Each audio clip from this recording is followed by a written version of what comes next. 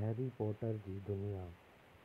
Harry Potter 20वीं ऐं 21वीं सदी जो उहो अफ़सानवी किरदारु आहे जंहिं सॼी दुनिया में मशहूरी माणी आहे।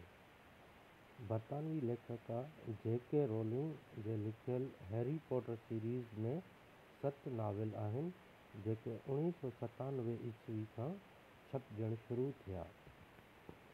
उन्हनि नाविलनि में Harry Potter and the Philosopher's Stone 1997 में छपियो, Harry Potter and Chamber of Secrets 1998 में छपियो, Harry Potter and Prisoner of Azkaban 1999 में, Harry Potter and Goblet of Fire 2000 ईस्वी में, Harry Potter and Order of Phoenix 2003 ईस्वी में, Harry Potter and Half Blood Prince 2005 ईस्वी में ऐं Harry Potter and Deathly Hallows 2007 ईस्वी में छपिया।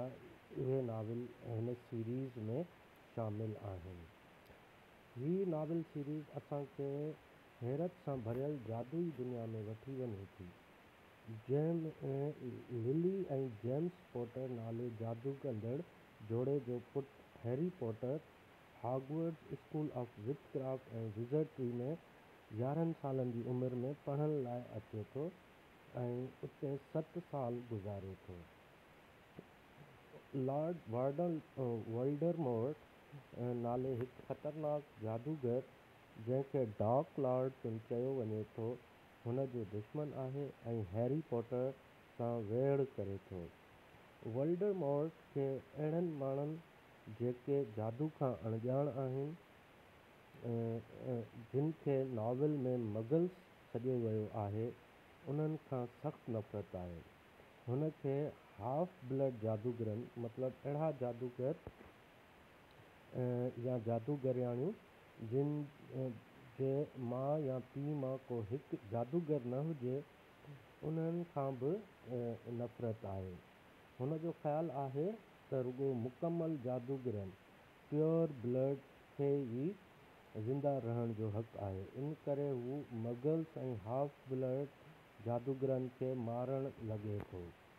हू डेथ ईटर्स नाले हिकु फ़ौज तयारु करे थो जेका कारे जादू करण में माहिर आहे। हैरी जी माउ लिली ऐं पीउ जेम्स वोल्डेमॉर्ट ख़िलाफ़ हुआ ऐं हिकु वेढ़ में वोल्डेमॉर्ट खेनि मारे छॾे थो, पर लिली जी प्यार वारी स्पेल जे करे हैरी बची वञे थो ऐं वोल्डेमॉर्ट खेसि मथे ते निशान ॾिए थो। उन जे करे हैरी जादुई दुनिया में मशहूरु थियो ऐं खेसि द बॉय हू लिव्ड जो लक़ब ॾिनो वियो। हिननि 7 नाविलनि ते वार्नर ब्रॉस फिल्मूं पिणु ठाहियूं आहिनि ऐं जेके समूरी दुनिया में ॾाढियूं पसंदि कयूं वयूं आहिनि।